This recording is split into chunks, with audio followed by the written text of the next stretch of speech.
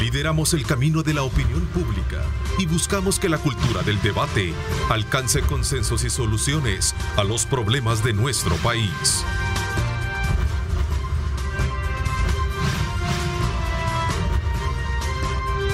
Diálogo con Ernesto López.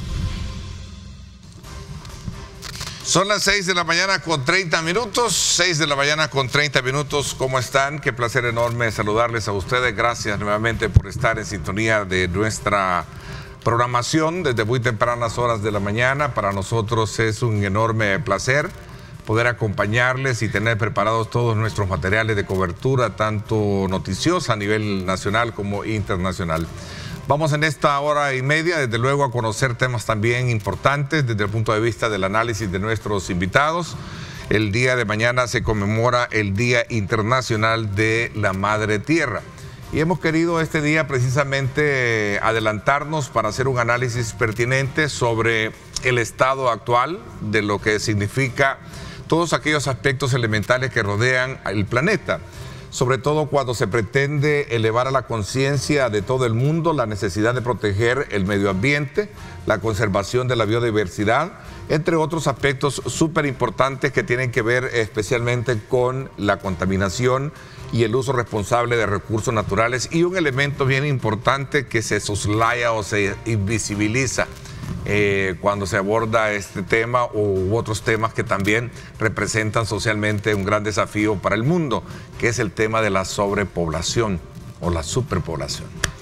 Bueno, este día vamos a hablar también de campañas educativas como la que recién iniciamos acá, precisamente en Grupo Megavisión, ¿verdad? Que nos llevó precisamente a tener una reciclatón, ¿verdad? El que nos llevó a precisamente a dar aportes importantes a todos nuestros colaboradores, compañeros, en la cual vamos a hablar precisamente de esa campaña muy bonita, muy interesante, que puede servir de ejemplo, sin duda alguna, para muchas empresas y poder de alguna manera dar una pequeña contribución de lo mucho que se puede hacer precisamente para elevar la conciencia de la importancia que tiene cuidar de nuestro ambiente.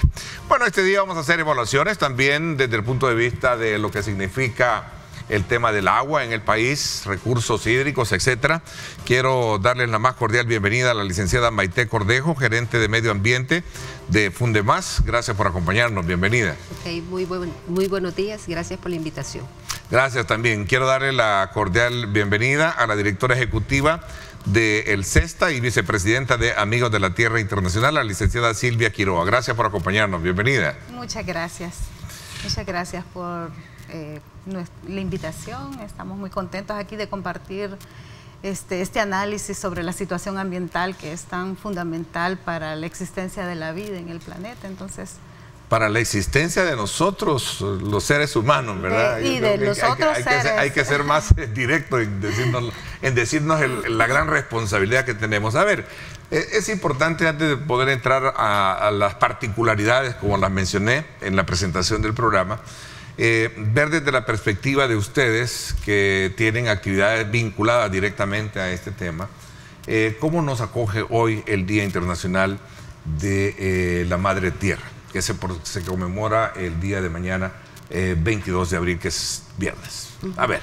Bueno, realmente es una situación preocupante, ¿verdad? Como nos dijiste al inicio, seamos directos. ¿Sí? Tenemos que trabajar mucho en todos los temas que tienen que ver más que todo con el proceso ese de ir aprendiendo y desaprendiendo los malos hábitos que tenemos.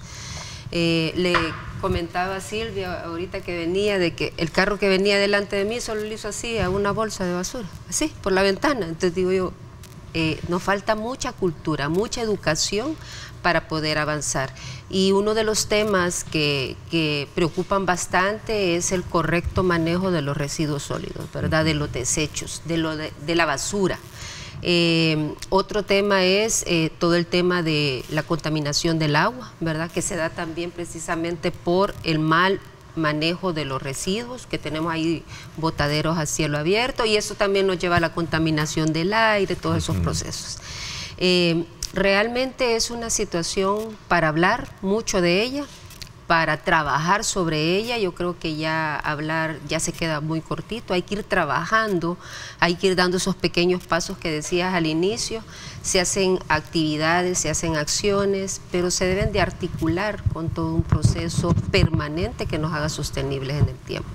Que no sean hechos aislados, diría. Hechos aislados, que no sea hoy se me ocurrió hacer esta actividad, claro, sino que esté dentro de una estrategia que nos lleve a mantener eso por muchos años y nos ayude a mitigar los efectos del cambio climático. Y sobre todo, me encantó muchísimo esa frase con la que usted introdujo su intervención, aprendiendo y desaprendiendo sobre esto. ¿Ah? Sí. Yo creo que tenemos que volver un poco a elevar esa conciencia de la necesidad que tenemos, que cada uno tenemos una responsabilidad que heredar a nuestros hijos sobre todos estos elementos que ha mencionado y que seguramente se van a seguir mencionando a lo largo de esta conversación que vamos a tener, licenciada.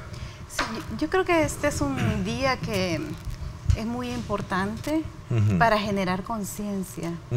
Conciencia porque la situación ambiental no solamente de El Salvador, sino del planeta está en crisis, ¿verdad? Tenemos una crisis alimentaria, una crisis ambiental, hemos hablado de una crisis climática que está permanente, ¿verdad? Que la sentimos permanentemente. Entonces estas fechas son bastante importantes porque eso nos permite a nosotros como llegar a la población y hablar sobre las necesidades de hacer un cambio importante de cómo estamos nosotros tratando nuestro medio ambiente. Y yo creo que el tema de los desechos es un tema importante, pero también tenemos la deforestación, que El Salvador es un elemento súper importante. Cada vez que inicia la etapa de lluvias, vemos cómo necesitamos los árboles para no seguir teniendo esas grandes inundaciones, ¿verdad? O necesitamos una conciencia para no seguir tirando la basura en cualquier lado. Entonces creo que es importante, ¿verdad?, llegar a la casa de cada una de las personas de este país para saber que cuando hablamos de medio ambiente estamos hablando de la vida. Y de la vida de los seres humanos, ciertamente, pero de las otras vidas que está en el planeta y que hace parte, digamos, de este entorno y de ese equilibrio y de esa red que hace parte de la vida. Sí, de ese equilibrio, de ese ecosistema como tal. Y no debería de ser un tema, digamos, a tratar solo en el marco de fechas o conmemorativas como la que estamos hablando. Debería de ser un punto de agenda mundial. Bueno, de hecho, es agenda mundial contra todos los, digamos, aristas, bemoles, manifestaciones, presiones y cuestionamientos que se hacen, porque una cumbre climática lo que trae es una serie de protestas, porque al final más bien parece todo aquello cosmético y no precisamente una esencia real de cómo resolver el problema o de cómo aportar, como dicen ustedes, a resolver parte del problema, ¿no? Que ya tenemos encima. Así es, sí, precisamente eso, ¿verdad? Como bien lo estamos diciendo, no es, porque ahora es el Día Mundial de la Tierra, porque el otro mes va a ser el Día del Reciclaje, vamos a hacer porque el otro mes, el Día del Medio Ambiente, vamos a ir a reforestar. No, hay que hacerlo articulado, sistematizado, en una estrategia de largo plazo, corriendo en el corto plazo para poder ir subsanando todo eso. Hay un elemento que usted mencionaba y que tiene que ver con lo que es lo de la crisis alimentaria. Hoy, a raíz de toda esta, digamos, situación que nos llevó a comprender la solidaridad en el marco de la pandemia, hemos visto cómo realmente el tema de la alimentación es vital, sobre todo cuando se trata de mantener confinamientos. Hay quienes sostienen, y no quiero ser jinete del apocalipsis esta mañana, pero que de acuerdo a cómo está ahorita el mundo, de convulsionado, la crisis en Ucrania, Rusia, podríamos enfrentar una crisis alimentaria si no tomamos las medidas pertinentes sobre esta situación. ¿Cuál es el análisis que ustedes están haciendo? Porque el CESTA, un saludo muy especial para el doctor Ricardo Navarro, que también lo habíamos invitado para que nos acompañara. ¿Cuál es el análisis y la lectura o el examen que ustedes tienen precisamente sobre ese aspecto en particular? Bueno, yo creo que alrededor del tema de la alimentación, hay muchos elementos que hay que analizar, ¿verdad? Uno de ellos es en términos de qué tan sustentables somos en términos de la producción de nuestros propios alimentos. Y El Salvador es un país en el cual dependemos no solamente a nivel de la región, porque estamos hablando de que Guatemala nos trae las frutas y las verduras, Nicaragua, las carnes, Honduras, los lácteos, ¿verdad? Es decir, ya somos insustentables en términos de la producción alimentaria en el país, ¿verdad? Pero además de eso, estamos utilizando gran parte de nuestra superficie agrícola para producir monocultivos, ¿verdad? Como, por ejemplo, la caña de azúcar, que ahorita está avanzando en términos de toda la superficie de la producción y está desplazando algunas zonas donde antes se producían granos básicos, por ejemplo. Entonces, ya El Salvador ya tiene algunas crisis alimentarias, ¿verdad?, que han sido solventadas con paquetes que se compran de otros países, pero en realidad El Salvador necesita caminar hacia un proceso en el cual las personas comiencen a producir sus propios alimentos. Regresar a ser nosotros, por ejemplo, productivos en esa área. Nosotros, por ejemplo, tenemos una campaña que se llama Mi cosecha, mi parcela, mi aporte al planeta, ¿verdad? Que estamos promoviendo en áreas urbanas la producción de comida, ¿verdad? Porque creemos que no podemos seguirle dejando a las zonas rurales la producción de alimentos, ¿verdad? Si también en las zonas urbanas tenemos que avanzar en cómo producimos nuestros propios alimentos y no cualquier tipo de alimentación, sino que yo creo que necesitamos, por ejemplo, ya no producir con tanto agroquímico, ¿verdad? Sino producir en forma agroecológica, más saludable, más equilibrada, una dieta más equilibrada. Porque la mala alimentación, ¿verdad?, la crisis alimentaria no solo tiene que ver con la disponibilidad de alimentos, sino también con qué es lo que estamos comiendo los salvadoreños y salvadoreñas.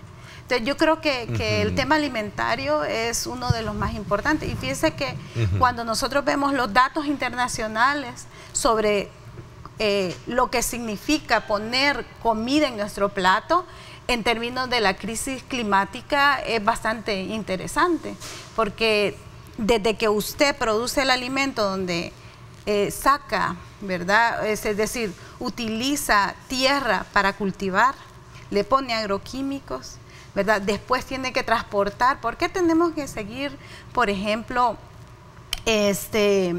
trayendo comida de tan lejos, ¿verdad? Y eso requiere refrigeración, transporte, y todo eso es, ¿verdad?, emisión de gases de efecto invernadero. Entonces es parte, digamos, de esa crisis, cómo nosotros estamos alimentándonos, no solo en El Salvador, en el planeta completo, ¿verdad? Y todo lo que usted me ha comentado es casi ausente hoy en día, digamos, en el efecto per se que puede tener una política pública. Entiendo de que hay, y lo conversaba recientemente con el nuevo ministro de Agricultura, sobre la necesidad de impulsar precisamente la producción local para evitar a futuro tener un problema como el que podría venirse, pues, a raíz de toda la crisis que estamos hablando. A ver, desde Fundemás, ¿cómo también se examina este otro tema y cuáles son, digamos, los programas que se impulsan para poder, de alguna manera, contribuir a ser un facilitador de toda la, digamos, de todos estos problemas que a la larga, si los sumamos, vienen siendo casi el efecto último de darnos, de tener complicado toda la situación de vida del ser humano? Sí, dentro del trabajo, digamos, de Fundemás, ¿verdad? Está una línea bien clara, llevar lo que es responsabilidad social, empresarial y sostenibilidad a las empresas. Ese es nuestro quehacer, ¿verdad? Entonces, trabajamos en esas estrategias en donde las empresas puedan visualizar en su entorno cuáles son esas necesidades que una comunidad puede tener si yo tengo mi industria en ese lugar, ¿verdad? Y cómo podemos ir aportando de esa manera en un diálogo activo comunidad-empresa, porque tenemos que coexistir todos, ¿verdad? Entonces, lo que hacemos son los análisis del entorno, ver cómo está, qué necesidades hay, ver qué modelo de negocio tienen las empresas y cómo se puede ir aportando. Si mi rubro es agua, por decir decir así, o yo hago bebidas, pues obviamente tengo que aportarle al país, en este caso localmente, una infiltración de agua mayor, que proteger ciertos mantos acuíferos, dar agua a la comunidad que está a mi alrededor, ¿verdad? Restaurar zonas, parcelas, por ponerte un ejemplo. Entonces, tenemos una gran variedad de empresas que trabajan en sus estrategias, como decíamos al inicio, dentro del marco de esta crisis climática, estrategias climáticas, ¿verdad?, que puedan abonar a todos. A ver, este es un ejemplo de lo que resulta ver en el tema, y nos vamos a concentrar un poco, vamos a hacer, digamos, como una especie de mezcla de situaciones que pasan. Aquí tenemos un ejemplo del departamento de San Vicente, de una laguna, la Laguna Ciega, que entiendo se secó, ¿verdad? Sí. Se ha secado. Ahora es digamos, como un campo de fútbol que quedó después de estar completamente llena de agua. De esto es lo que estamos hablando, y de esto es lo que hace falta mucho que hablar hoy en día. ¿Cierto? Cierto. Fíjese que en el país hay, está avanzando de una manera bastante acelerada la deforestación. Y también las malas prácticas. Esta está cerca de la laguna de Apastepeque. De Apastepeque, sí, a la par. ¿Sí? Entonces, allí es un campo ganadero, o sea, allí ¿sí? llegan a pastar ganado, ¿verdad?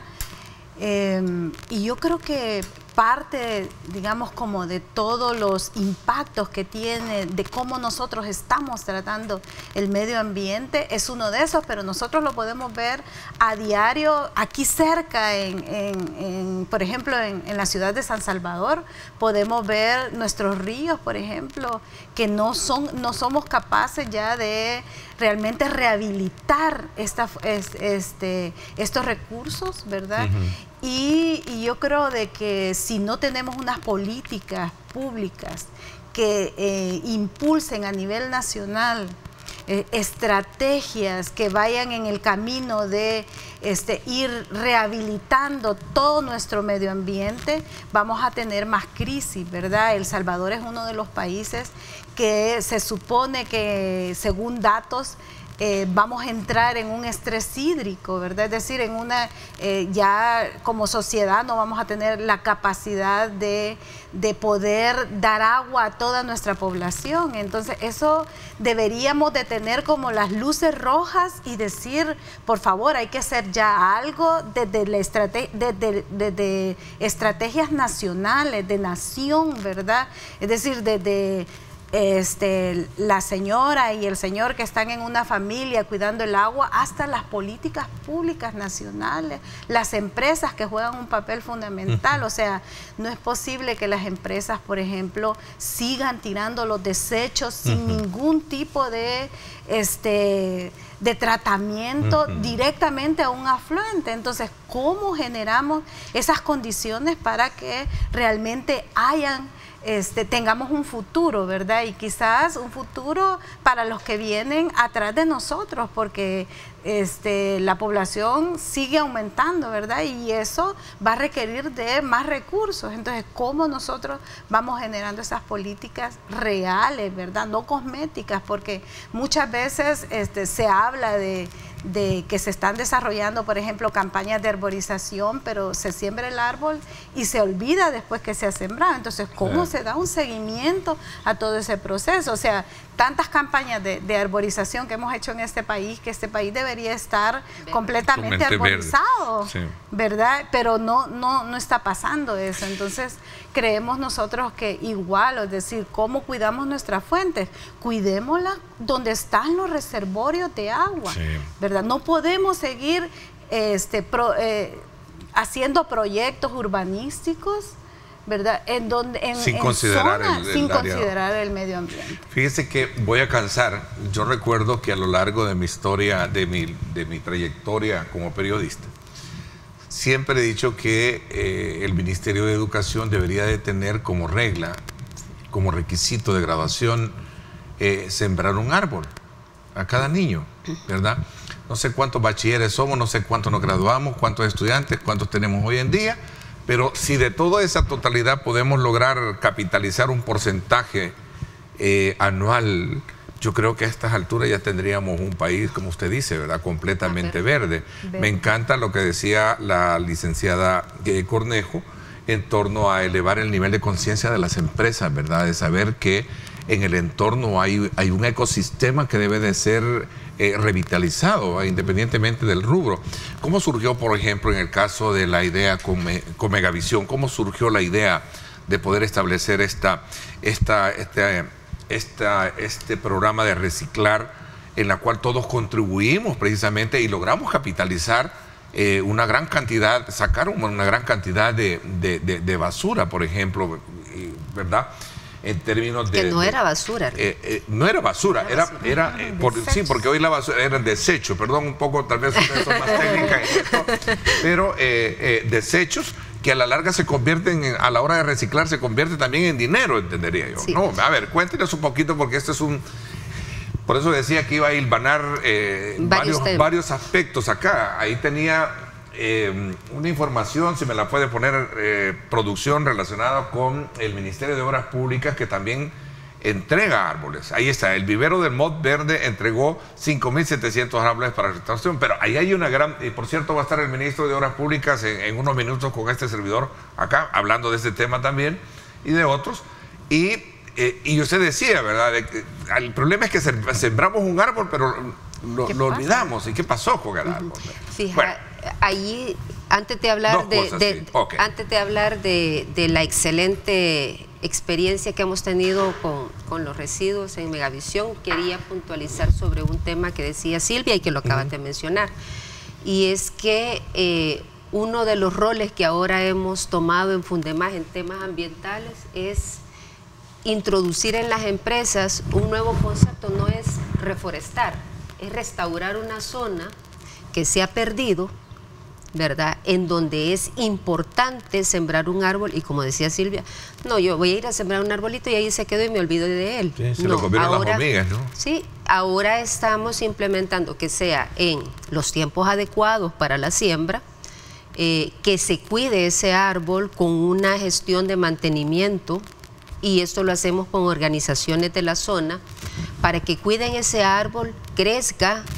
¿Por qué? Porque nos da infinidad de beneficios, pues, o sea, nos hace que haya más agua, que se infiltre el agua, que no haya escorrentía. ¿Por qué se secan algunas lagunas o algunos ríos están como con menos agua? Sí.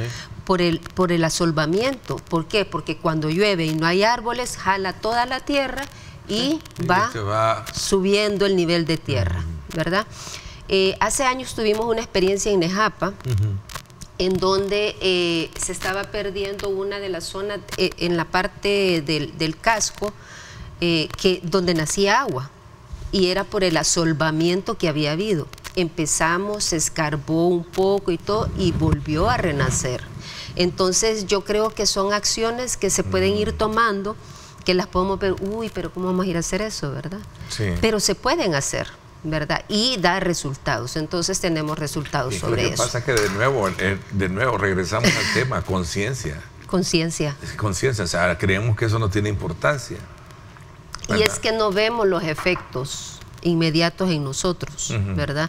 O sea, no creemos que porque respiramos es eso precisamente en lo que estamos invirtiendo. Sí, cuando ves quemando basura, ahí sí, ¿verdad?, llantas y todo eso, no te imaginas qué tristeza da, ¿verdad?, lo que andamos trabajando en cosas de medio ambiente, decir, no sabe, hay desconocimiento también, por eso dije, hay que aprender y desaprender, ¿verdad?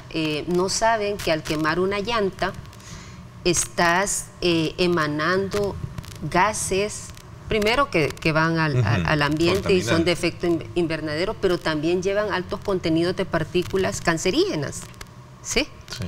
Entonces, ¿por qué seguir quemando? Claro, ahí vienen otro montón de temas que hay que empezar a trabajar de acuerdo a la ley de gestión de residuos, ¿verdad? Y fomento al reciclaje, cómo vamos a implementar eso en las municipalidades, etcétera. Pero después vamos a hablar de ese tema. Sí, no, claro. Entonces, hay tantos temas que hablar que que se nos queda cortita esta entrevista. Y ese es el propósito, alejarme un poquito de los temas álgidos de la política. Y hablaba con mi equipo de producción, miren, el viernes nosotros tenemos el debate político semanal, que es una edición especial de este programa.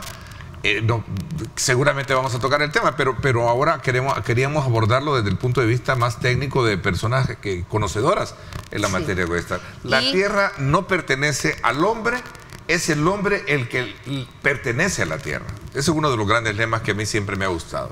O sea, la tierra no pertenece al hombre, es el hombre el que pertenece a la tierra. Ahí está. Yo creo que cuando nosotros tomemos esa conciencia de que no somos, digamos, como los seres más importantes en el planeta, sino que hacemos parte de esa red de vida, esa red que equilibra todo, ¿verdad? Vamos a enterarnos exactamente de ese dicho, ¿verdad? Que los seres humanos hacemos parte del medio ambiente, ¿verdad? Y le pertenecemos al medio ambiente. De hecho, cuando morimos, entramos también en esa, nos compostamos también, ¿verdad? Y regresamos al polvo. Regresamos, ciertamente, ¿verdad? Entonces yo creo que allí es donde tenemos que tomar esa conciencia, ¿verdad? Y ahora estamos viendo, por ejemplo, con todo el tema del cambio climático, ¿verdad? Con el cambio climático han habido como 25 reuniones internacionales donde se reúnen expertos, ¿verdad? Hablando sobre cambio climático, pero resulta ser que no se pueden llegar a poner de acuerdo en metas mínimas. Por ejemplo, todo el mundo habla de que no hay que dejar que pase, que aumente la temperatura 1.5 grados, ¿verdad? Pero ciertamente cuando desconocemos cómo funciona el planeta, podemos seguir afirmando y discutiendo si va a aumentar o no va a aumentar los gases de efecto invernadero en la atmósfera a nivel planetario, ¿verdad? Pero cuando nosotros vemos los impactos. Por ejemplo, El Salvador es uno de los países que tiene un nivel de vulnerabilidad altísimo, ¿verdad? Frente cuando hay una tormenta como la que tuvimos en el 2020, ¿verdad? O los huracanes del Iota. También la tormenta Amanda, ¿verdad? Cuando vimos que El Salvador entró en una crisis, ¿verdad? Precisamente porque todo nuestro territorio tiene alta vulnerabilidad, ¿verdad? Por la deforestación, por los desechos que generamos que no son bien tratados, por la falta de agua, ¿verdad? Entonces, de verdad que tenemos una crisis ambiental que hay que tomarla en cuenta, que sobrepasa las leyes, porque recientemente se ha aprobado la ley del agua, tenemos la ley de residuos sólidos y fomento al reciclaje, ¿verdad? Pero no bastan, o sea, no bastan las leyes, hay que tomar políticas públicas. Sí, porque yo ya no vi nada consecuente del tema de la ley de agua, por ejemplo. ¿Qué pasó? Ahí está una ley, ¿verdad? ¿Se aprobó? Hay una ley aprobada que no sabemos exactamente qué trámite se le va a dar, ¿verdad? Después, pero es lo que nosotros decimos, o sea, no se traduce en estrategias nacionales para hacer un cambio verdadero en términos ambientales. Mire, el agua es uno de los temas más fundamentales para los seres humanos, o sea, y sin agua de verdad que el juego se acaba, ¿verdad? Entonces, ¿cómo es posible que no estemos tomando acción sobre eso? Entonces, eso es lo que nosotros, digamos... ¿Y El Salvador se podrá? Esta pregunta se lo hacía yo a su compañero de lucha en el CESTA, al doctor Ricardo. Y en El Salvador el estrés hídrico ya lo tenemos, obviamente, ¿no? Ya tenemos estrés hídrico. Dice que, se dice que vamos en camino del estrés, ¿verdad? Porque todavía... ¿Podríamos llegar a quedarnos sin agua? Mire, sin agua potable, ¿verdad? Porque agua tenemos, ¿verdad? Sin agua potable, eso es lo que se plantea, ¿verdad? Y por lo menos no vamos a llegar a tener el agua suficiente para tener una calidad de vida como se lo plantean las metas internacionales, ¿verdad? Relacionadas con el agua, por ejemplo, con el medio ambiente, como ese derecho que tenemos a tener un ambiente saludable, ¿verdad? Sí. Y eso creemos que vamos en retroceso, pues, ¿verdad? Lo que nosotros estamos viendo es más construcción, de grandes casas, más deforestación, ¿verdad? Y eso está generando grandes infraestructuras que le están poniendo cemento y ya no hay posibilidades de que cuando llueve se infiltre, ¿verdad? Y llegue hacia los mantos freáticos el agua, ¿verdad? Esa agua va camino para a inundar algún lado, pues. Sí. Entonces, a ver, me están pidiendo una pausa comercial, son las 7 de la mañana en punto. Perdónenme un poco por querer poner la empresa para la cual trabajo por delante, porque quiero hablar porque quiero ponerlo como un efecto de modelo a seguir, porque la experiencia fue muy interesante y voy a presentarles, no sé si tenemos el reportaje o las imágenes para cuando regresemos, de cómo también podemos con un poquito digamos, de conciencia también dar nuestro aporte a lo mucho que se puede hacer, por un lado. Y por otro lado, hablando del rescate de la parte hídrica, licenciada Quiroa, yo recuerdo que una de las ministras en la administración, creo que fue si no recuerdo, el presidente Funes o Sánchez Serén, se hablaba del rescate, bueno, venía desde atrás, de tiempo atrás, de hablar del rescate de uno de los mayores afluentes que tenemos nosotros, que es el río Acelhuate, ¿sí? Que por cierto que se iba a rescatar y que hasta se hicieron, creo, minutas, creo que se hacían, no sé si era de ahí, no sé si se recuerda, yo creo que fue la ministra Lina Paul. La Lina Paul, ¿verdad? Sí, la doctora Lina Paul, que hablaba precisamente, pero más allá de quererlo ver como una especie de algo de humor, yo creo que las intenciones son buenas. Sí.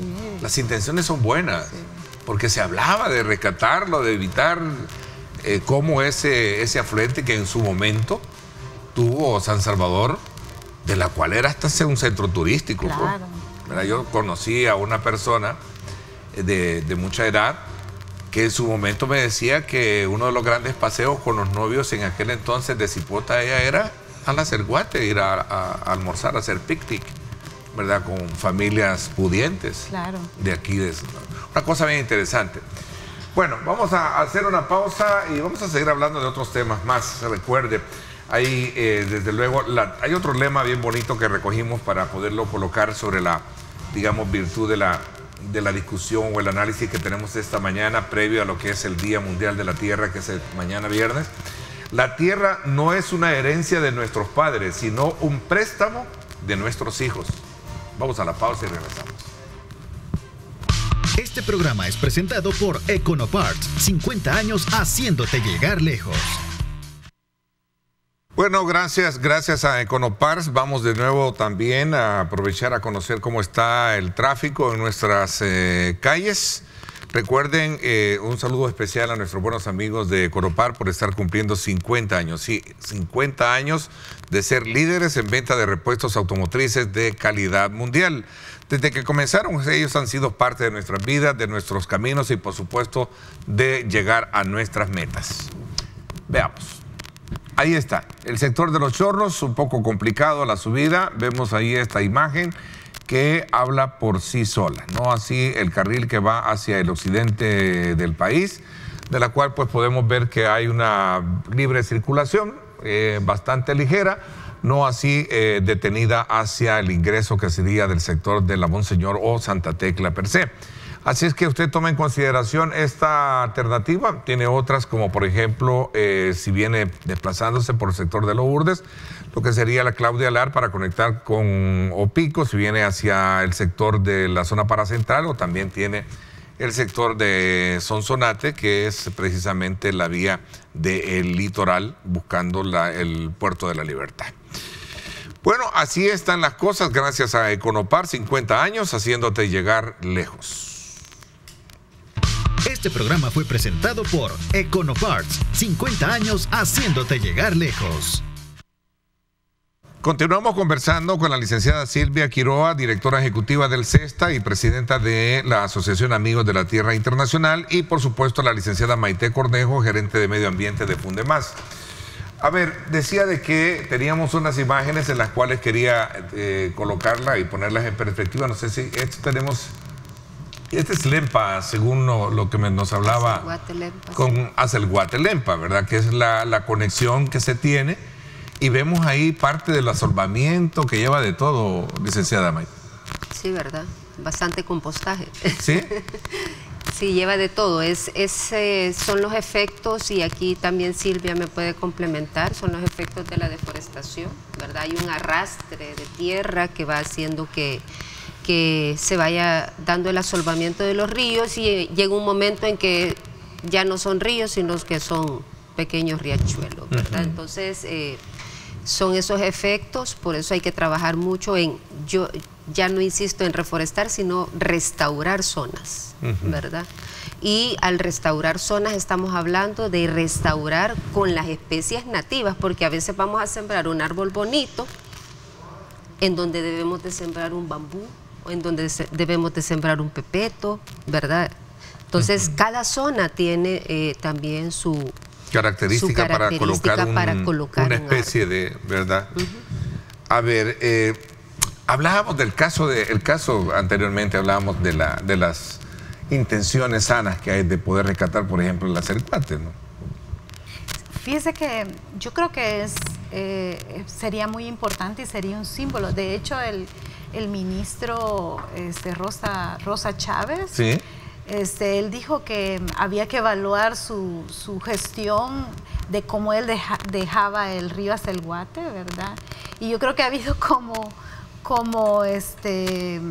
digamos, intenciones de hacer algo sobre el río. Pero como un concurso, ¿no? Para saber quién... Pero hay que atacar las causas de por qué el río Acelguate está en las condiciones que está, ¿verdad? Entonces, eso pasa por revisar, digamos, desde donde nace el río, ¿verdad? Cómo se conecta con los otros ríos. El río Lempa, por ejemplo, es otro río que hay que tomar cuidado si pasa por casi todo el territorio salvadoreño y seguimos descuidándolo. De hecho, hay intencionalidades de seguir haciendo represas sobre el río Lempa, ¿verdad? Igual con el Acelguate, o sea, el Acelguate es un río que debería ser de aguas cristalinas. De hecho, parece que eso significa Acelguate. Y yo creo que sí necesitamos atender las causas de por qué ese río sigue contaminándose, ¿verdad? Y ahí pasa primero por revisar qué es lo que, quiénes o qué está contaminando el río. Y hay mucha industria, ¿verdad? Mucha industria que todavía no está desarrollando procesos y tira sus desechos, sus subproductos directamente al río. Y la misma población, hemos sido testigos que agarramos la basura y la vamos a aventar a las... Pero no solo eso, las municipalidades igual, o sea, no hay, digamos, como una intencionalidad de hacer algo diferente sobre ese río, ¿verdad? Y yo creo que sería muy importante y es muy, yo creo que deberíamos de tomar la palabra. Y hay formas de cómo ir mejorando la situación del río, pero hay que cortar. Más allá de verle humor a la cosa, ¿verdad? Porque yo me acuerdo que decía que así iban a ser minutas. No sé si estoy equivocado, pero yo creo que se hicieron de ida o de Lempa, creo que fue, ¿verdad? Es que obviamente, Acelguate es Lempa, ¿no? Claro, claro. Pues todo el mundo decía, bueno, pues si el Acelguate va a dar a Lempa, pues como vamos a hacer minutas, creo. Si no me equivoco, algo así. Sí, ella estaba planteándolo, paletas creo que. O paletas eran, ¿no? Sí, no sé. Paletas. Pero yo creo que igual, o sea, creo que como las intenciones son buenas, es que yo sigo creyendo. Ciertamente. Está bien, se vale soñar, decía ahora mismo, pero también se vale concretizar, ser realista. Usted decía, ¿de qué sirve que tengamos esas ideas si al final no atacamos el problema real, que es la contaminación, que son el impulso de esos programas de manejo de desechos, como los que ya vamos todavía pendiente de hablar de Megavisión, del caso de Megavisión, porque la mayoría ahí van a parar. Correcto. Ese es el principal que tenemos, ¿no? Mire, para entrar con el tema de desechos, ¿verdad? Que es mi tema también. Sí. Yo creo que lo primero que tenemos que analizar es por qué estamos produciendo tanto desecho, ¿verdad? La última censo nacional de desechos hablaba que estábamos produciendo diariamente como 3.500, un poquito más de 3.500 toneladas, ¿verdad? De desechos diarios. Eso fue hace mucho tiempo ese censo, lo que significa que debe ser mucho más de lo que estoy diciendo ahora, ¿verdad? Entonces yo digo, lo primero es, tenemos que ir en un camino hacia un cero basura. Creo que eso debería de ser lo fundamental. De ahí podemos hablar, ¿verdad? Si El Salvador, por ejemplo, en el análisis, en la caracterización de los desechos, decimos que más del 50% de los desechos que se producen en este país son orgánicos, debería, ¿verdad?, de estarse compostando. Y de ahí hablamos del reciclaje, ¿verdad?, o del reuso, porque creo yo que es importante decirle a la población, porque ahí sí cada ciudadano y ciudadana salvadoreña tiene que tomar conciencia, ¿verdad?, si necesita o no producir. Ya debería de estar regulado el uso de plásticos de un solo uso, por ejemplo, ¿verdad? Ya no deberíamos de estar usando. Hay muchas empresas que ya lo están haciendo, ¿verdad?, que ya no dan bolsas plásticas. Cuando usted va al supermercado ya no le están dando bolsas plásticas. Vea, ¿eso qué significa? Menos basura, pues. Vea, entonces, ¿cómo nosotros vamos reduciendo, verdad? Y de ahí se pueden desarrollar esas campañas que, como la campaña del reciclatón, ¿verdad? Que es una campaña donde se genera esa conciencia, que es muy importante, ¿verdad?, para la población, porque yo miro, ¿verdad?, a diario todos los desechos plásticos que se están produciendo en este país y es ya tremendo. Y además El Salvador está importando desechos plásticos también, ¿verdad? Entonces, que también es un estudio reciente, dice que El Salvador es como el segundo país que está importando desechos plásticos, ¿verdad? Y que no están separados, están mezclados, y eso no se puede reciclar, eso en alguna parte van a acabar, ¿verdad? A ver, ahora sí hablemos, por ejemplo, de actividades importantes como las que en Megavisión junto con ustedes hicimos. Sí, bueno, primero nos ha encantado mucho que tomaran la iniciativa, ¿verdad?, como canal, ser un canal verde. Canal verde, sí, canal. Y al hacer el convenio, pues no solamente estaban ustedes aprendiendo, ¿verdad?, y desaprendiendo, sino que también estaban apoyando a un proyecto que es de incidencia nacional, ¿verdad? Entonces, sí, nos gustó mucho venir, dar las charlas, ver el interés que pusieron, que en eso de 2 semanas recolectaron alrededor de 6,000 libras de material, un poquito más. Estamos hablando de 2 a 3 toneladas aproximadamente de materiales. En 2 semanas, ¿verdad? En 2 semanas. Ahí iban plásticos, ahí iban vidrio, iba papel, iba lata, iba hubo una metales. Separación, ¿verdad? Sí. Entonces, parte de la dinámica fue enseñarles también, mire, esto es este tipo de material, esto es este tipo de material, esto va a este lado, esto, ¿sí? Entonces, fue una dinámica muy bonita, que la disfrutamos mucho, y todo este material que recolectaron, ¿verdad? Creo que se hicieron entre 10 y 12 grupos de trabajo. Se pusieron a trabajar así, pero a sacar todo lo que tenían de las casas. Sí, y de las casas y de nuestras oficinas. De las oficinas. Entonces, de nuestras oficinas, sacar lo que realmente ya no servía desde el punto de vista de utilidad, ¿no? Sí, porque aparte de que nos volvemos consumistas, nos volvemos acaparadores también, ¿verdad? Sí. No vamos sacando lo que ya no utilizamos, que otras personas lo pueden utilizar. Entonces, todo este material pues fue donado por parte de Grupo Megavisión a Recitodo, que es uno de los centros de acopio que nosotros estamos fortaleciendo dentro del proyecto de economía circular, ¿verdad? Un proyecto que estamos llevando a cabo con USAID y varias empresas del sector. Y lo que quiero decir aquí es esto, que esas 6,000 libras de material que sacaron, para ustedes no significaba ningún dinero, ¿verdad? Dijimos al inicio, no vamos a hablar de basura, no sacamos basura, sacamos residuos que ya no estábamos utilizando. Y eso le sirve a estos centros de acopio para sobrevivir.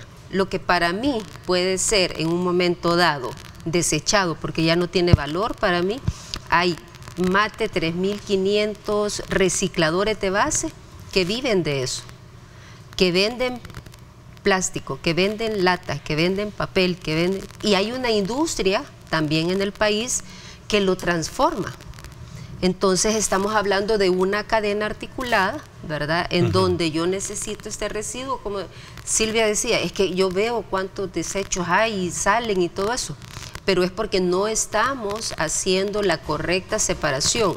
Y hay un montón de temas alrededor de eso, ¿verdad? No estamos separando porque no sabemos, no estamos separando porque no hay cultura, no estamos separando porque no sabemos qué se va a hacer, no estamos separando porque el camión no me recolecta de manera separada, y a mí de qué me sirve separar si al final lo van a revolver todo, dice la gente. Pero empecemos por algo. Claro.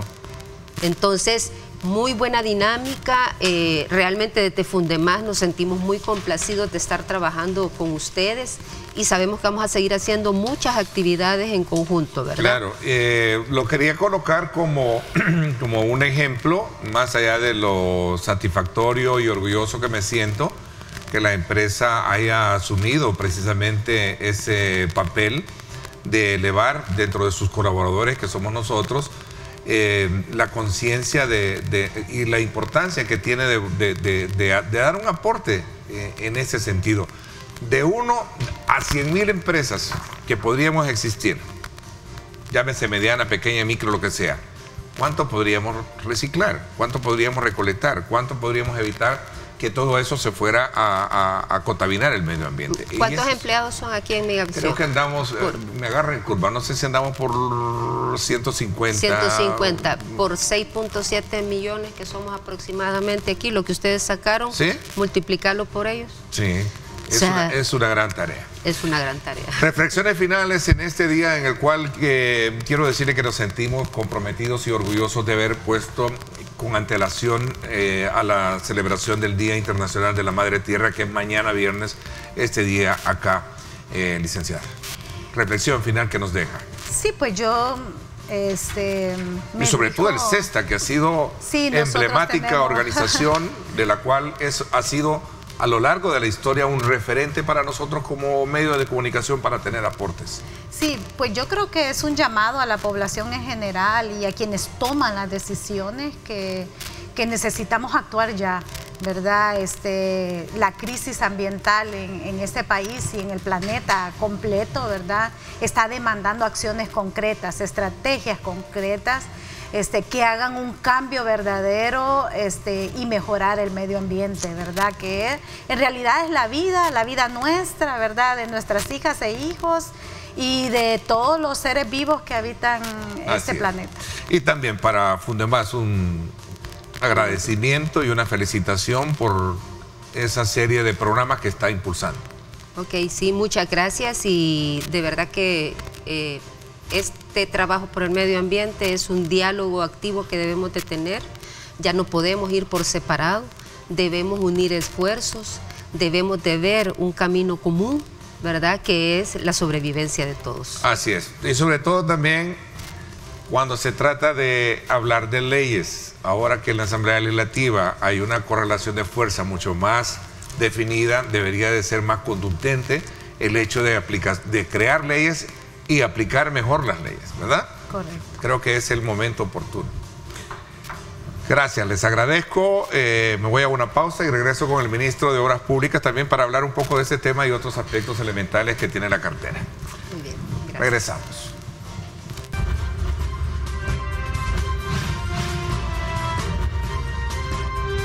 Diálogo con Ernesto López. Bueno, gracias nuevamente por estar con nosotros. Vamos a darle la más cordial bienvenida al ministro de Obras Públicas, Romeo Rodríguez, y con quien vamos a hablar varios temas importantes acontecidos en los últimos días. Vamos a hablar precisamente de esta nueva legislación aprobada en la Asamblea Legislativa para la construcción de nuevos centros penitenciarios, hablar sobre los avances en la construcción y desarrollo de la infraestructura vial, que es bien importante, pero no quiero pasar por alto también la consecución de la plática, la conversación que tenía anteriormente, que es precisamente en el marco del Día Internacional de la Madre Tierra, sobre todo porque se hablaba precisamente del tema de la arborización, y ese es uno de los programas que contempla precisamente Obras Públicas. Así es que, ministro, bienvenido, gracias por acompañarnos. Buenos días, Ernesto, muchas gracias por la invitación, mandarle también un cordial saludo a todos los salvadoreños que nos escuchan en esta entrevista a través de este canal. Así es que creo que es oportuno hablar de cómo también desde su perspectiva irresponsable de la cartera de Obras Públicas se puede examinar el Día Internacional de la Madre Tierra. El vivero del MOP, por cierto, entregó recientemente, tengo acá una información, casi 6,000 árboles para reforestar el país, que este es un programa que creo que es permanente, lo contemplan dentro del ministerio, ¿no? Sí, bueno, nosotros creamos un programa que se llama MOP Verde. La idea es pues poder garantizar que en diferentes sectores de nuestro país pues puedan ser reforestados a través de la siembra de diferentes árboles o plantas, tanto ornamentales como frutales, entre otro tipo, depende del sector también en el cual se vayan a colocar este tipo de arborización.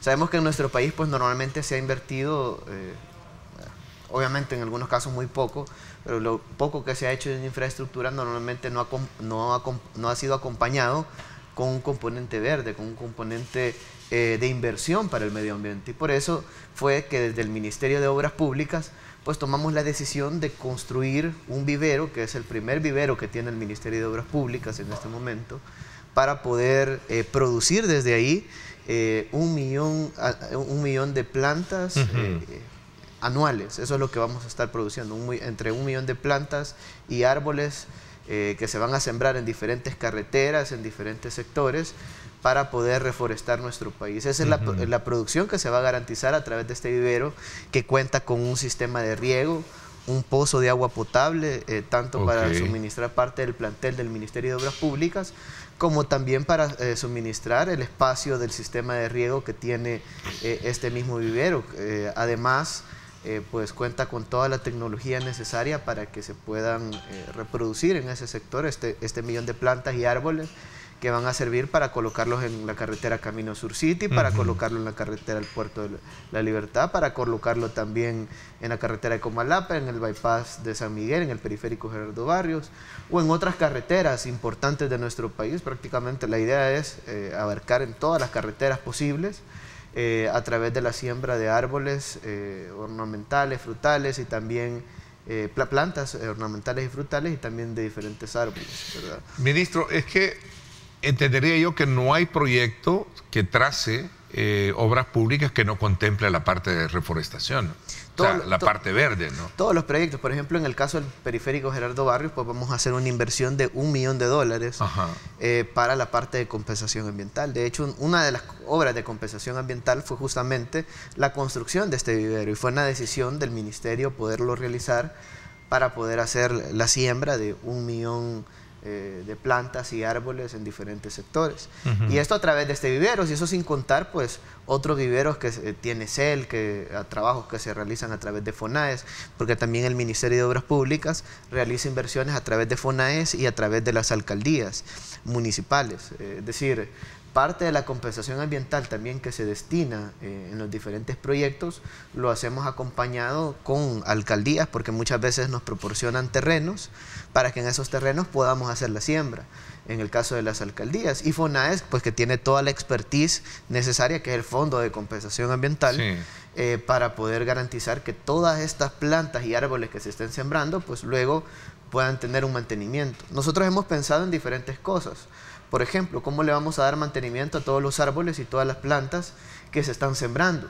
Pues con Fovial tenemos más de 67 empresas, pequeñas y medianas empresas, que se han contratado, bueno, micro, pequeña y mediana empresa, porque también hay microempresarios, que se han formado y que han participado en los procesos de licitación y que al final resultaron ser adjudicados, para poder realizar diferentes actividades como limpieza de cuneta, limpieza del sistema de drenajes, entre otro tipo de actividades. Normalmente eso era lo que hacían, iban a recortar las plantas, eso es lo que iban a hacer básicamente este personal, que normalmente se le denomina como mantenimiento de derechos de vía, es decir, mantenimiento de los costados de carretera o de redondeles, por ejemplo. Entonces, ¿qué es lo que van a hacer ahora? Pues esas mismas personas que normalmente solo le daban mantenimiento a las cunetas, a los drenajes y al derecho de vía en sí, ahora, además de esta actividad, pues se van a encargar también de darle mantenimiento a todo lo que se ha sembrado en las diferentes carreteras. Y se ha incorporado este nuevo elemento para que puedan realizar estas actividades que nosotros consideramos que son muy importantes porque al final sembrar un árbol, sembrar una planta de nuestro país, pues es sembrar vida para el futuro. Bueno, y no solo eso, es parte de la competencia que como ministerio tienen. El problema también creciente, hablando en términos generales de la tierra, es el tema de la contaminación ambiental. Tengo acá un dato que, por cierto, publica el diario El Salvador, el diario oficial, dice el crecimiento vehicular en el país. El Salvador supera los 1.5 millones de vehículos en circulación. Sí, la verdad tenemos 1.5 millones de vehículos prácticamente que están circulando en nuestro país.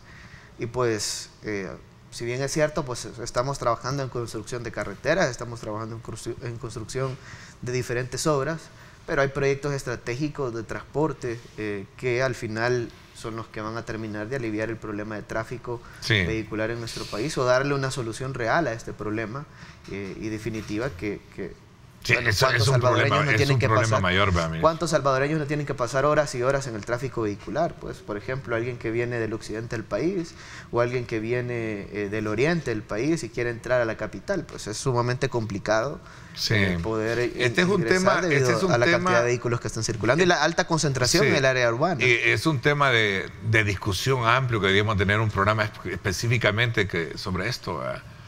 El tema vehicular, el tema del crecimiento, crecimiento vehicular versus el rendimiento de la comunicación vial, es decir, de nuestras calles. Es un tema importante porque, si bien es cierto, sí se van a dar soluciones viales a los ingresos y salidas de la ciudad a través de pasos a desnivel, a través de carreteras nuevas como la de Los Chorros, que de hecho ya estamos a punto, estamos sumamente cerca de sacar ya el proceso de licitación pública. Solo estamos validando ahorita las bases de licitación con el BESIE, pero luego de esto que ellos nos den la no objeción, pues nosotros salimos a licitación pública. La Claudia Lars, el bulevar que ha sido un gran alivio, precisamente para evitar congestionamiento o desahogar. El periférico Claudia Lars, que ha desahogado parte de las personas. Le ponía el ejemplo de la experiencia que me pasó a mí hoy en Semana Santa. Estaba topado acá, tuve que buscar esa alternativa, me fui inmediatamente, pasé. Ningún problema. Sí, es otra opción que tienen los salvadoreños. Definitivamente. Al final se reduce el tránsito. Vamos a hablar de eso, ministro. Vamos a ver, se destaca ahora la entrega de una nueva encomienda a partir de que la Asamblea Legislativa le otorga facultades para la construcción de cárceles en el país. Vamos a hablar de eso cuando regresemos. Voy a hacer una pausa y vamos a regresar con este tema. Ninguna otra gasolina te da más kilometraje. Texaco con Tecron. Libera tu potencial.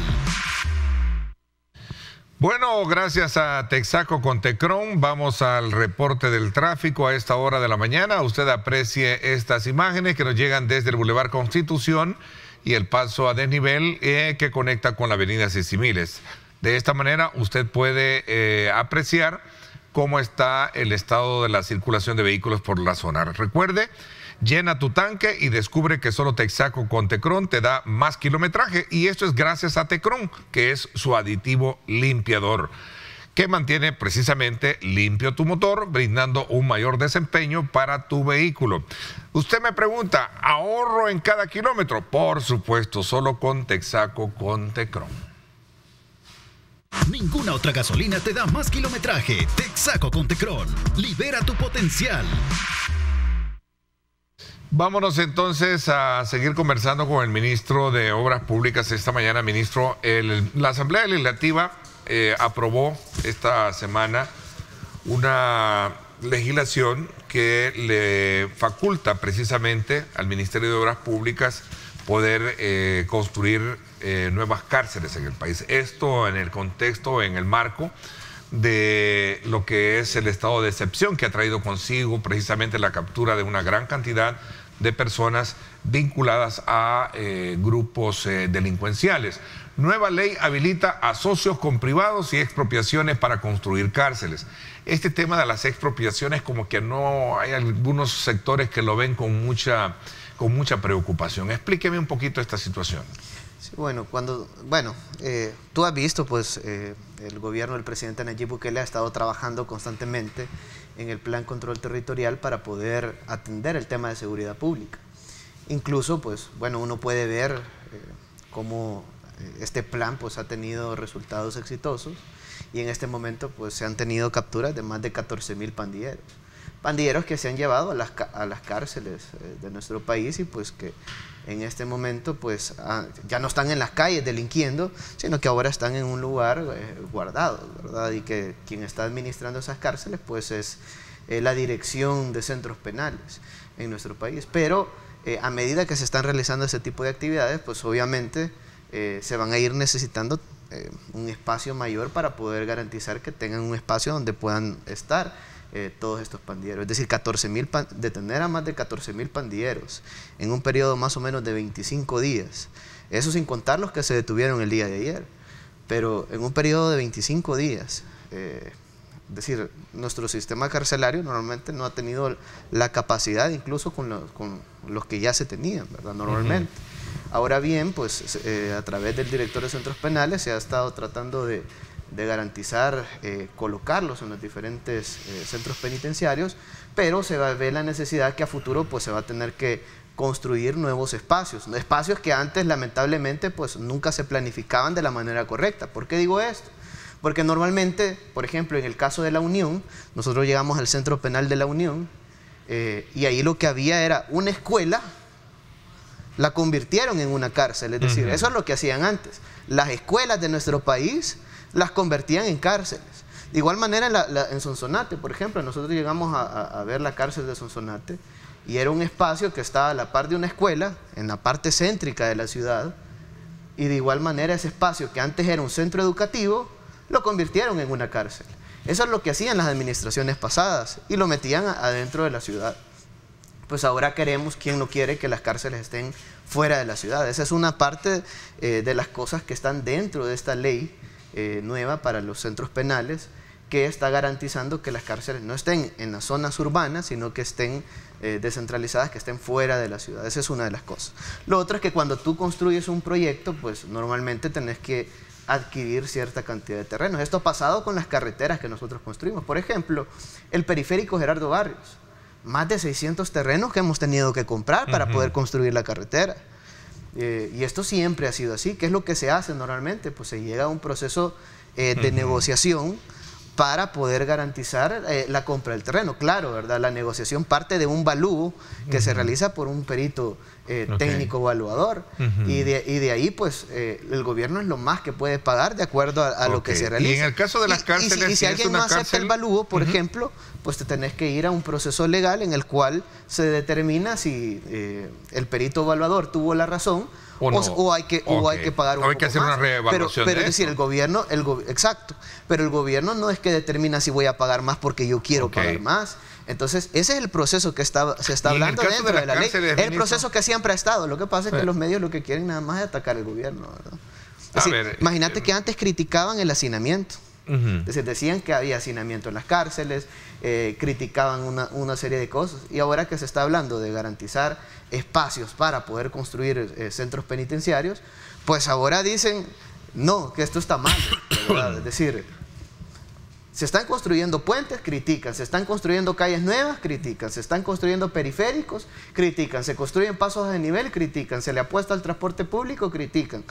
Se le apuesta a la seguridad, critican. Se empiezan a trabajar en las escuelas, pues critican. Es decir, van a criticar todo lo que hace el gobierno. Sí. Algunos sectores, hablando un poco en particular, algunos sectores, algunos juristas dicen que no era necesario crear una ley para poder construir, si eso se puede hacer. No es necesario crear... No era necesaria para construir no era necesaria nueva ley para construir nuevos penales. Sí, lo que pasa es que la gente está acostumbrada a darle lo peor a los salvadoreños, que las cárceles sean las escuelas de nuestro país. Y es que lo que hicieron en La Unión, lo que hicieron en Sonsonate y lo que han hecho en diferentes lugares, es las escuelas que servían para la atención educativa de los niños de nuestro país, los convirtieron en centros penales. Eso hicieron en las administraciones pasadas. ¿Qué va a garantizar esta ley? Pues que eso no vuelva a ocurrir. Y no solo es que los convirtieron las escuelas en cárceles, sino que también estaban en los sitios urbanos, en las partes más pobladas de las ciudades. Ahora los vamos a sacar de esos sectores. La ley también garantiza el hecho de que se pueda planificar este tipo de cosas a través de diferentes instituciones, a través de centros penales y el Ministerio de Obras Públicas, que tienen bastante, que nosotros en el ministerio pues tenemos diferentes ingenieros, arquitectos que han estado trabajando en diferentes proyectos de obra pública como tal, y que a veces muchas carteras de Estado pues no tienen esa cantidad de ingenieros o arquitectos para poder garantizar la ejecución de proyectos.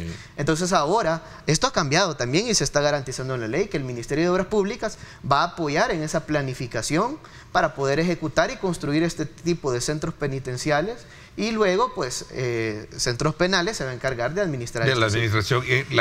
¿Algunas islas ya se tienen locaciones para ello? Pues en este se habla de una isla en el Pacífico, ¿no? En este momento está en etapa de planificación, pues, pero muy pronto, cuando ya tengamos más información, pues nosotros lo vamos a dar a conocer. Se acaba de aprobar la ley y todavía hay que hacer ajustes, pero el tema de la expropiación es el hecho de que si es necesario hacerlo en tal lugar, se tiene que hacer con base a los, como usted decía, los prerequisitos de evaluación de peritos y toda esa cuestión de evalúo, ¿verdad? Pero sí importante. Básicamente, imagínate los expertos lo que dicen. No se necesitaba ley para poder construir los centros penales. O sea, ¿por qué dicen eso?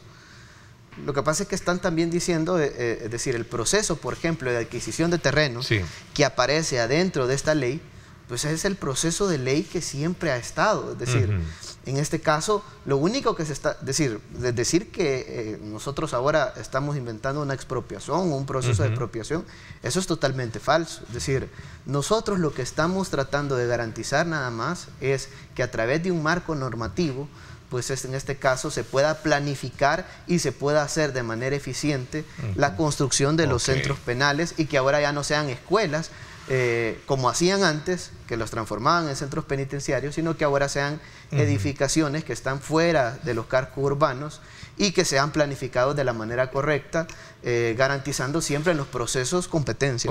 Y eso de la ley LACAP, que de alguna manera no es tomada en consideración como parámetro para la designación de la socio público-privado, ¿cómo queda? Bueno, en el caso de la ley, en este caso, pues yo te puedo dar proyectos y obras que se construyeron sin ley LACAP. Por ejemplo, la ampliación de la carretera de Comalapa a Zacatecoluca. Cuando se inició, por ejemplo, la construcción de diferentes escuelas a través de Fomilenio. Es decir, Fomilenio, por ejemplo, la Asamblea Legislativa aprobó que estuviera exenta de la ley LACAP. Entonces, significa que Fomilenio entonces estaba haciendo un proceso que no era transparente. No es verdad, no es verdad. Se trató de garantizar competencia en los procesos de licitación. ¿Qué va a hacer el Ministerio de Obras Públicas? Lo que se ha determinado es que se van a crear lineamientos a través de la UNAC, que es la unidad de adquisiciones y de compras públicas del gobierno, para poder garantizar que se realicen procesos expeditos, pero que sean transparentes y que siempre haya competencia entre las diferentes empresas. Nosotros no vamos a hacer nada fuera del marco normativo, vamos a tratar de garantizar que haya competencias para que tengamos los mejores precios y que al final ganen las empresas que cumplan técnicamente, legalmente, financieramente, y que al final de cuentas pues tengan los mejores precios para poder garantizar que los proyectos se puedan hacer de manera eficiente. Ok, me piden una pausa, regresamos porque desde luego aquí hay preguntas que sería buena trasladárselas para que nos pueda despejar todas aquellas dudas. También otro aspecto importante es sobre el avance en el tema de pasos a desnivel. Ya se tienen avances importantes en el caso de Utila, ¿verdad? Que creo que es uno de los que vamos a hablar, y también en el caso muy específico de la conexión de Comalapa, ¿no? Que se concluyó. Solo quiero mencionarte algo, y es que, bueno, si tú ves en las administraciones pasadas, bueno, la medicina se la robaban con la ley LACAP, los hospitales que dijeron que iban a construir se lo robaron con la ley LACAP, los proyectos del Bypass de la Libertad, que al final no lo terminaron, se lo querían robar con la ley LACAP. Es decir, el Chaparral con la ley LACAP. ¿Me quiere decir que no garantiza sí o no el tema de la LACAP? Sino... Lo que pasa es que a ellos no les interesaba la ley, no les interesaba nada. Nosotros vamos a tratar de garantizar que hayan competencia en los diferentes procesos que hagamos va a haber un marco normativo. De hecho, incluso la misma ley dice de que para las sanciones e infracciones a las empresas, pues tiene que ser mediante lo que aplica en la ley LACAP. ¿Por qué? Porque vamos a cobrar fianza si una empresa no cumple, porque vamos a tener que colocar multas si una empresa no cumple. Si es que aquí no es como antes, que se favorecían a las empresas como querían en las administraciones pasadas. Acá el que quiera trabajar tiene que hacerlo bien, de manera correcta, legal, transparente, y tiene que cumplir con todos los requisitos que dicen los términos contractuales. Si no cumple con el contrato, pues entonces vamos a tener que caducar el contrato, cobrarle la fianza a las empresas y contratar a una empresa que de verdad quiera trabajar por el bienestar de la gente y pueda cumplir con los proyectos que nosotros Interesante. Pues, pausa y regresamos con más.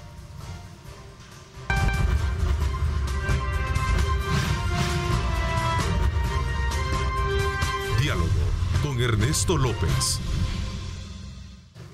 Gracias nuevamente por estar con nosotros. Ok, ministro, entonces me queda claro, solo voy a cerrar un poco el ciclo del tema de las cárceles. Me dice, entonces, ¿la expropiación en qué consiste, ministro? No me deja claro, dice un televidente. Bueno, con respecto al tema de la adquisición de terrenos, pues nosotros vamos a garantizar que se realice de acuerdo a cómo se ha determinado en la ley, pero esta ley está respetando incluso la ley de carreteras y caminos y la ley de adquisiciones de terrenos que ya existe en nuestro país. Es decir, incluso se respeta la ley vigente. ¿Cuál es una de las principales diferencias? Que normalmente para poder ubicar, por ejemplo, a un propietario de algún terreno, pues normalmente la Fiscalía tenía que realizar la publicación en el periódico. Ahora va a ser el Ministerio de Obras Públicas para poder encontrar rápidamente a las personas para poder comprarle, digamos, el terreno. Te doy un ejemplo.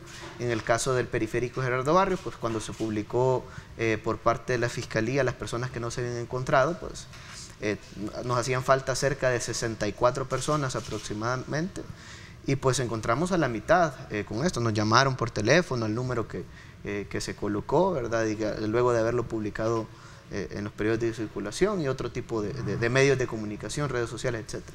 Entonces, lo que quiero decir con esto es que lo que se está garantizando nada más es el debido proceso, en el sentido de que, por ejemplo, ¿qué es lo que sucede nosotros cuando queremos comprar un terreno? Se realiza un valúo por parte de un perito técnico. Este perito técnico pues al final determina cuánto vale esa propiedad. En caso que el propietario pues no esté de acuerdo, pues se inicia un proceso legal, y luego pues en este proceso legal se determina cuál es el valor al final a pagar. Eso es básicamente el proceso del cual se está mencionando en esta ley. Básicamente es eso, es decir, al final las personas pueden alegar este valor, pero nosotros más allá de eso, pues por ejemplo, los centros penales no se están pensando construir en zonas urbanas, sino que se está pensando construir fuera de la ciudad. Incluso planificarlas bien en sectores donde no hayan espacios poblacionales o comunidades que pudieran ser afectadas o algo parecido. Entonces se está pensando en una serie de cosas para poder garantizar que este tipo de proyectos se realice ahora bien, y no como en el pasado, pues que lamentablemente las escuelas de nuestro país las habían convertido en cárceles, y eso no puede estar pasando. Y además que estaban en los centros urbanos, es decir, uno puede ir por ejemplo, el que está en Metapán, el de Chalatenango, el de La Unión, el de Sonsonate, pues todo esto es en casco urbano. Ahora pues se va a tratar de garantizar que no sean en estos sectores, sino que sean lugares propios y adecuados para poder realizar este tipo de construcción. Ok, hay un 40%, ya pasando al otro tema que quería abordarlo, es el tema de la construcción de los accesos y la nueva calle al volcán, que lleva un 40% del avance, ya bastante, ¿no? Sí, bueno, de hecho en este momento ya llevamos más del 40%, ya tenemos el 70% de avance del proyecto. Nosotros esperamos terminarlo la primera semana del mes de mayo, a más tardar. Eso diciendo que lo vamos a terminar antes, porque la fecha contractual es el 30 de mayo, esa es la fecha que tenemos para terminarlo, pero vamos a terminarlo a más tardar la primera semana de mayo. Este incorpora dos accesos, uno para entrar desde la Monseñor Romero hacia calle al Volcán, hacia el Boquerón. Directo.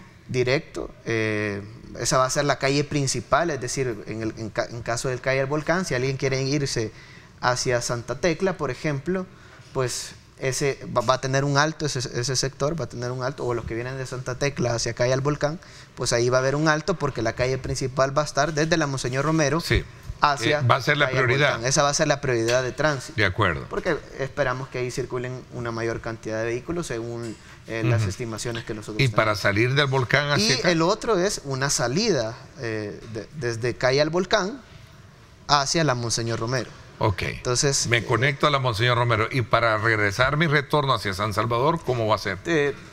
Una de dos, ¿verdad?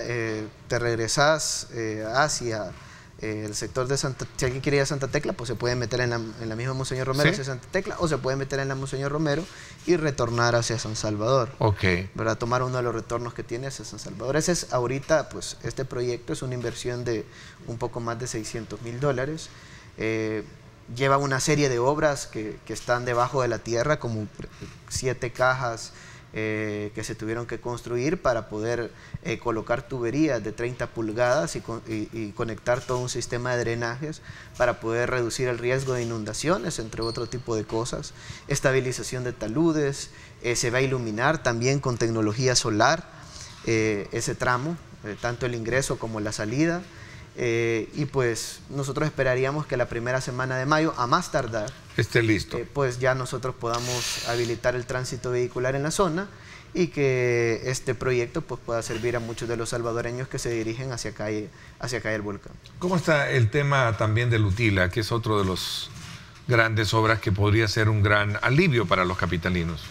Bueno, en el caso del paso a desnivel sobre el redondel Lutila es una inversión de $6.4 millones, 6.3 millones de dólares para ser exactos, incluyendo la construcción y supervisión del proyecto. Pues en este momento llevamos un 35% de avance versus lo programado, que era un 11% del proyecto, es decir, llevamos mucho más de avance con respecto al dato contractual que deberíamos de llevar. Nosotros estimamos, según el contrato, terminarlo en el mes de noviembre, pero así como vamos a este paso, pues lo vamos a terminar mucho antes el proyecto, que se empezó el día de ayer en horario nocturno, desde las 7 de la noche hasta las 5 de la madrugada, pues empezamos a colocar las vigas que son parte de la construcción de este paso elevado, de este paso a desnivel, que va a mejorar la conectividad desde San Salvador hacia carretera al Puerto de la Libertad. Ahí se pueden ver en las imágenes que estamos colocando las vigas. Ayer se colocaron 4 vigas y se hizo en horario nocturno para no interferir en horario nocturno y en horas de la madrugada, porque se terminó en horas de la madrugada, para no interferir con el tráfico vehicular. Este proyecto ha tenido una característica, y es que prácticamente los trabajos se han hecho en el redondel, la mayoría de las actividades. Ya se construyeron 4 pilas, ya se construyeron los cabezales de las pilas, ya se construyeron los estribos de este paso elevado, y pues no se ha tenido que interferir mucho el tráfico vehicular. En este momento pues se colocaron en horario nocturno las vigas del puente. Vamos a tener 2 días más que se va a realizar esta actividad. Nosotros lo vamos a estar anunciando. Al final incluso estamos viendo si lo podemos hacer en un solo día para poder terminar de colocar todas las vigas que van a sostener este paso elevado. Van a ser 12 vigas en total, ya se colocaron 4, nos faltan 8. Entonces van a ser 12 vigas en total las que se van a colocar, que nosotros esperaríamos que ya estén colocadas a finales de la próxima semana. Si las lluvias no lo permiten, ¿verdad? Si la época no lo permite. Pero sí estamos proyectándonos terminar de colocar las vigas la próxima semana, y luego pues sí nos va a tocar empezar a construir las rampas, que estas son las rampas de acceso del paso a desnivel. Esto sí vamos a tener que ya intervenir parte de la carretera, ya esto sí de alguna manera pues al menos por un poco más de 60 días vamos a tener que realizar este tipo de actividades, pero esperamos hacerlo con gestores de tráfico, habilitar carriles reversibles, entre otro tipo de acciones de gestiones de tráfico que se tienen para poder garantizar que la población siempre se pueda mover de una manera ágil y de una manera segura. Por eso incluso se está tratando de garantizar que este proyecto salga lo más pronto posible. Incluso vamos a terminar antes del tiempo proyectado que se tiene. Me preguntan acá, ministro, ¿qué pasó con el tobogán de Soyapango? Lleva casi un año y se está hundiendo. En ese caso, pues hay una bóveda que en ese caso colapsó, y pues se tiene un riesgo inminente de colapso del resto de la bóveda. Entonces, ¿qué tuvimos que hacer? Pues diseñar la reconstrucción de la bóveda que existe en el tobogán y mejorarla. ¿Por qué? Porque uno puede reconstruir una obra de paso, es decir, un proyecto, pero probablemente en el próximo invierno pues vuelva a pasar lo mismo, porque normalmente en este caso pues ya no tenía la capacidad hidráulica suficiente, es decir, la capacidad para poder controlar las descargas de agua lluvias que transitan que pasan por esa zona. Entonces, en otra lluvia parecida como las que se han tenido y que hizo que colapsara, por ejemplo, la bóveda que está en la calle El Tobogán, pues si la reconstruíamos nada más podría volver a pasar lo mismo nuevamente. Entonces, ¿qué es lo que vamos a hacer? Pues estamos por finalizar el diseño, que nos lo van a entregar los primeros días de mayo.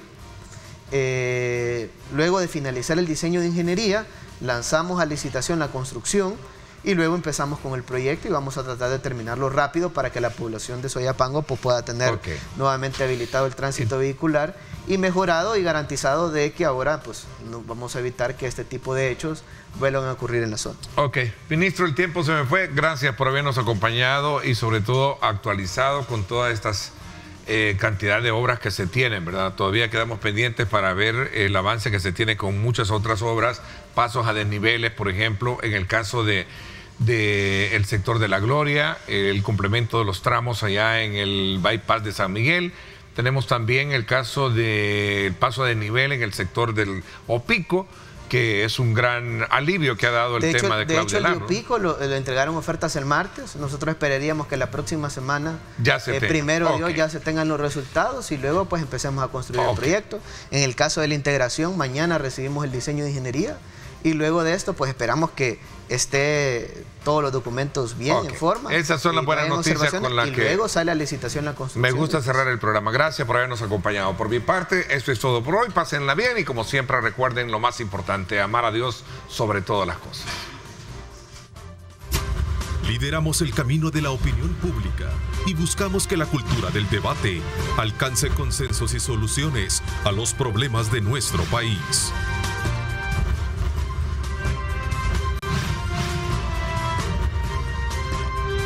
Diálogo con Ernesto López.